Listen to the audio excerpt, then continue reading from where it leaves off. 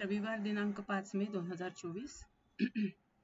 Lion of the dessert हा cinema पाहिला. मोठा सिनेमा होता, जवळपास 3 तास, 2 तास 53 मिनिटं. ठीक आहे. त्या सिद्दी ओमार च्या लाईफवर, म्हणजे तो लायन ऑफ द डेझर्ट असतो, त्याच्या लाईफवर ती स्टोरी आहे. म्हणजे कसं लिबियामधल्या मुसलमानांना हाकलून लावून किंवा मारून टाकून अमेरिकन गव्हर्नमेंट कॅप्चर करायला बघते, सॉरी इंग्लिश गव्हर्नमेंट तो एरिया कसा कॅप्चर करायला बघते, युरोपियन गव्हर्नमेंट. तर त्याची ती पूर्ण स्टोरी आहे. आणि कसे ते लोक, त्यांच्याजवळ काही जास्त म्हणजे ॲज कम्पेअर टू युरोपियन्स, आणि मुसोलिनीचा काळ, म्हणजे मुसोलिनीची राजवट, आणि कसं मुसोलिनी एक एक एक एक कॅप्चर, आणि त्यांना तो लिबियाचा पार्ट याच्याकरता पाहिजे असतो कारण तो फर्टाईल असतो खूप, मध्ये सगळं डेझर्ट असतं, पण तो डेझर्ट पण आणि त्याला क्रॉस करून गेलं की फर्टाईल लँड असं त्यांना ते पाहिजे असतं. आणि हे लोक पाहिजे असतात ते कामगार म्हणून, म्हणजे त्यांना मारायचं नसतं, पण ते लोक ऐकायलाच तयार नसतात मुस्लिम्स तिकडचे लिबियामधले.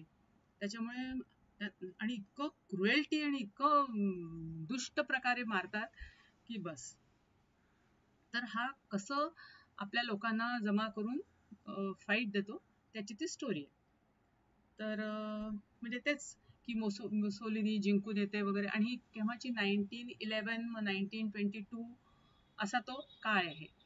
आणि नंतर पुढे पुढे तो काळ जात राहतो. सिनेमा 1980चा आहे, पण म्हणजे त्या काळातली 1922 वगैरे त्या काळातली मुसोलिनीचा जो काळ आहे तो दाखवला इतका क्रुएल. तो म्हणतो की आपल्याला बाय हुक ऑर क्रूक ते मिळवायचंच आहे, म्हणून त्याच्याकरता तो एक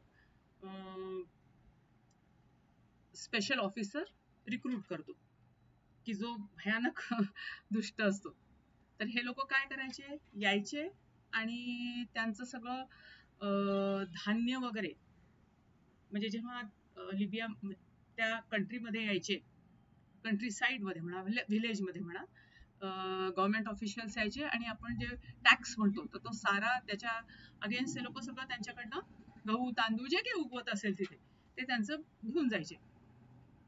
नाही दिलं तर सरळ त्यांना गोळी मारायची.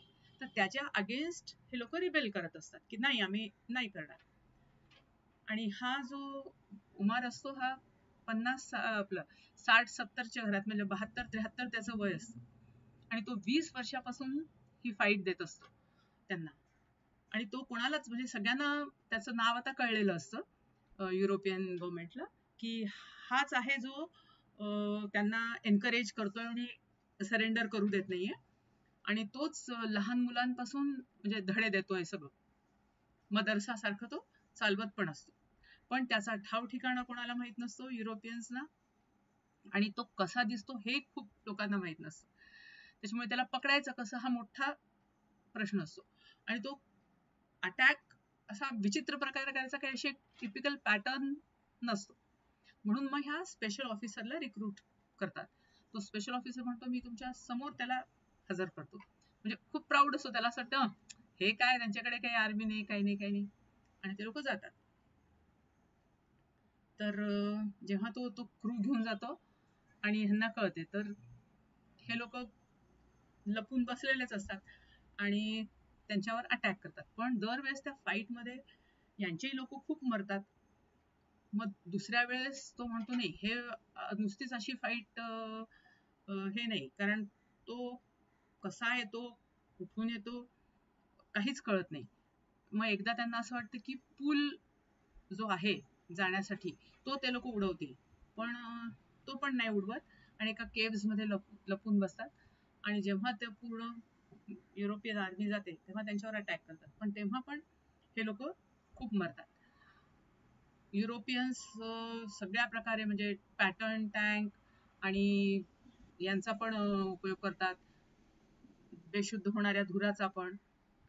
मग त्याच्यातला एक अजून ऑफिसर असतो, तो सजेस्ट नाही, तोच ऑफिसर म्हणतो आता आपल्याला अजून आर्मी आणि हे इकट्ठे करायला वेळ पाहिजे. मग तो वेळ कसा मिळेल, तर आपण आता त्यांच्याकडे एक मेसेज पाठवू की हे युद्ध पुरे झालं आता, आपण अमन शांतीने राहू. तर अमन शांती करता आमचे काही क्लॉज असतील, अटी असतील, तुमच्या सांगा. त्या जर मान्य झाल्या तर मग लढाई बंद. मग त्याच्याकरता हा उमर जातो आणि तो सांगतो की बा तुम्ही आमच्यावर अटॅक करणं तर बंद करायचंच आहे. आम्ही टॅक्सेस देणार नाही. आमच्या ज्या लोकांना पकडलंय त्यांना रिलीज करा. मदरसे पुन्हा चालू करा.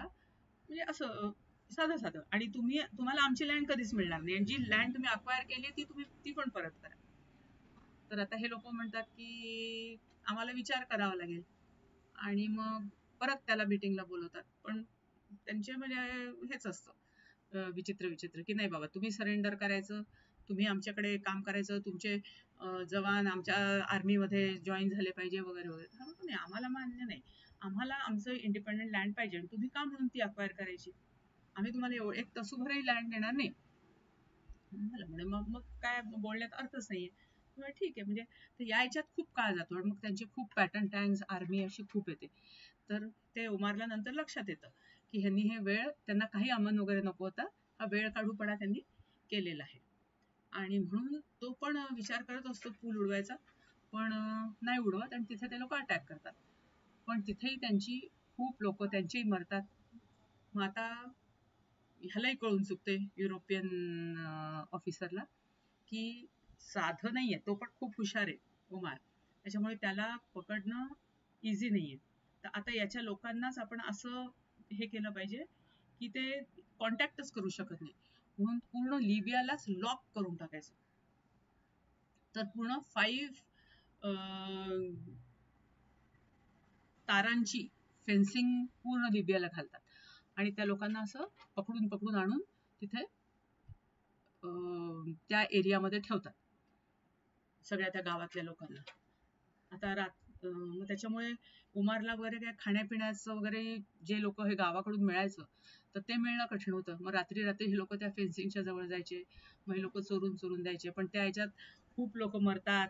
आणि मग जे लोक असे कळतात युरोपियन्सला की हे लोक मदत करतात आहे, मग त्यांना फाशी, लोकांच्या समोरच फाशी देणं, तिथल्या मुलींवरही जबरदस्ती रेप करणं, म्हणजे हे सगळे प्रकार सुरू होतात. त्याच्यात जे त्यांचे मेन उमरचे सपोर्टर्स असतात तर ते पण मरतात. म्हणजे शेवटी हा असा थोडा थोडा थोडा करत खूप एकटा पडायला लागतो. आणि शेवटी म्हणजे एका फाईटमध्ये शेवटच्या त्यांच्या हाताला लागतो. तो पकडतात. म्हणजे तरी पकडतात म्हणजे तो एका यंग ऑफिसरला गोळी मारत नाही. तो एकदम समोर आल्यावर आणि तो म्हणतो जा, पळून जा किंवा हे कर. पण तेवढ्यात बाकीचे पोचतात. तर ते लोक त्याला ऑर्डर देतात की म्हणजे तू मग का नाही याला पकडलं किंवा मारलं पाहता क्षणीच गोळी, तुला दुसऱ्या ठिकाणी आम्ही पाठवतो. आणि त्याला तिथे मारून टाकतात. म्हणजे असं दाखवतात की फायटिंग मध्ये तो मेला वगैरे असं. तर त्या ऑफिसरनी जसंच पकडलं असतं मग झालं. तो सगळ्यांना सांगतो उमार पकडला गेला. सगळे येतात तिथे. त्याला चेननी बांधून घेऊन जातात तिकडे मुसोलिनीच्या समोर जेलमध्ये टाकतात. त्याला सगळंच म्हणजे त्याला लालच पण आधी खूप दिलेली असते की तुला चांगलं राहायला, आता तुझं हे वय आहे, हे काय तुझं लढायचं वय आहे का, तुला आम्ही चांगलं घर देतो, इतके 50 दिनार देतो आणि 50,000 दिनार देतो वगैरे वगैरे. पण तो म्हणतो मला काही नको. पकडल्यानंतर सुद्धा त्याला जेलमध्ये तो जो दुसरा ऑफिसर असतो तो म्हणतो की आपण ह्याची रिस्पेक्ट केली पाहिजे. मग तो जेव्हा नमाज वगैरे पडतो त्याला पाणी मिळतं वगैरे सगळं म्हणजे देतात थोडक्यात. पुन्हा त्याच्यासमोर बऱ्याच ऑफर्स ठेवतात. पण तो म्हणतो नाही, मला ह्याच्यातलं काहीही मान्य नाही. तो म्हणे ठीक आहे, मग तुला आम्ही फाशी देतो. मग मुद्दामून ठरवतात की त्याला सगळ्यांच्या याच्याच लोकांच्या समोर फाशी द्यायची. आणि मग फाशीची वेळ पण ठरते. मग काही नाही, तो शांतपणे फाशीच्या तिथे उभा राहतो आणि त्याचं काय जे वाचतात देवाच्या आधीचं ते वाचतो आणि त्याला फाशी लागते. तर सगळेजण म्हणजे आनंद साजरा करतात की बघ चांगल्या याच्याकरता शहीद झाला तो असं वगैरे. तर त्यांच्याच त्या याच्यातला एक लहानसा एकदम मुलगा असतो जो मदरशामध्ये जात असतो आणि त्याच्या खूप अंगावर असतो आजूबाजू. तर जसंच त्याला फाशी होते, हा चढून म्हणजे त्याची बॉडी जशीच नेतात, तो चढून त्याच्यावर जातो प्लॅटफॉर्मवर आणि त्याचा चष्मा उचलतो आणि स्वतःजवळ ठेवतो. म्हणजे थोडक्यात ओमाननी पण हेच म्हटलं असतं की मी मेलो तरी ही लढाई थांबणार नाहीये. माझ्यासारखे आणि माझ्यासारखे जे तयार झालेले लोक आहेत, जे जवान आहेत, जे यंग आहेत, ते तुमच्या हाती ही आमची जमीन कधीच पडू देणार नाही. त्याच्यामुळे तुम्ही या भ्रमात राहूच नका की एक उमार मेला किंवा त्याला पकडलं म्हणजे संपलं सगळं. तर असं नाही. आणि तेच त्यांनी इंडिकेट केलंय की तो छोटासा मुलगा 3-4 वर्षाचा तो चष्मा उचलतो आणि चालायला लागतो. तर ही लढाई असं म्हणजे सगळं रिअल आहे, म्हणजे घडलंय हे पूर्वी, हिस्ट्री आहे ही लिबियाची. आणि त्याच्यानंतर मग 1955 मध्ये वगैरे लिबिया फ्री झालंय वगैरे असं काही.